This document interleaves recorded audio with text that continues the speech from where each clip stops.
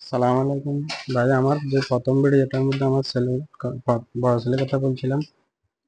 আমি যেরকম অসুস্থ, তার একটু টাইফয়েড জ্বর হয়েছিল। তার হাত পা আমার হাত পায়ের মতো একটু দেখাচ্ছে, মানে এখনো পরিপূর্ণ না।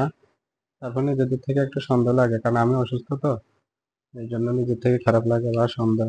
একটু চিকিৎসা দরকার, ডাক্তার বলছিল চিকিৎসার জন্য। আচ্ছা, আলহামদুলিল্লাহ চিকিৎসা করে আল্লাহর রহমতে ছোট বয়সে চিকিৎসা করলে হয়তো ঠিক হয়ে যেতে পারে, বড় হলে তো আর করা অসম্ভব।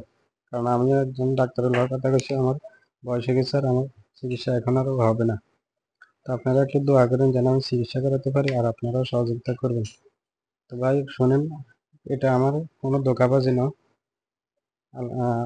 আল্লাহর কসম করে বলছি, আমি আগে কখনো এরকম ভিডিওতে আমি উঠি নাই।